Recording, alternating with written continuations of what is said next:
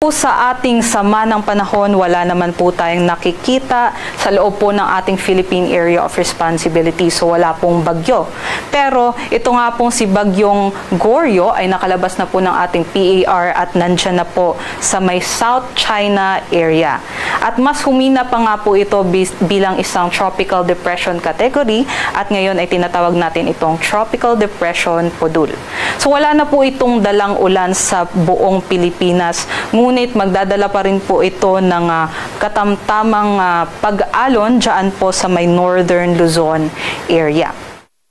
Pero po ang magdadala ng mga pag-ulan dito sa buong Pilipinas ay itong southwest monsoon pa rin po o habagat. Simula po dito sa may Central Luzon area, kabilang na po ang Aurora at Quirino, pati na rin po sa may Metro Manila, sa may Southern Luzon, sa may Calabarzon, Mimaropa area, pati na din po sa kabuuan ng Visayas, ay asahan po natin ang makulimlim na panahon na may kalat-kalat na pag-ulan, pagkulog at pagkidlat. Aside po doon, dito din po sa may Mindanao area, kasama na po ang Zamboanga Peninsula, dito din po sa may Barm, Northern Mindanao at sa Caraga, sila din po ay makakaranas ng maulap na panahon dahil pa rin po dito sa southwest monsoon. Kaya't magdala po tayo ng mga payong panangga po sa mga pag-ulan dahil po dito sa habagat. Kaya mag-ingat po tayo sa mga na-mention ko po na lugar.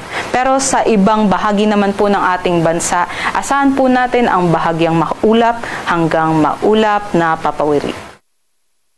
Aside po dito sa southwest monsoon, meron po tayong binabantayang mga cloud clusters o mga pulu-pulong mga kaulapan dito po sa may West Philippine Sea, pati na rin po sa may Philippine Sea. So itong dalawang mga cloud clusters na ito po yung ating na-forecast gamit po ang ating Tropical Cyclone Threat of Potential Forecast. So ito po yung number 1. At ito po yung number 2 sa ating Tropical Cyclone Threat of Potential Forecast. Posible po ito maging low pressure area sa loob po ng 48 hours, kaya mag-antabay po tayo sa mga updates galing dito sa Pag-asa. Base naman po sa ating forecast, nasa low chance pa naman po ito na mag-develop bilang isang bagyo.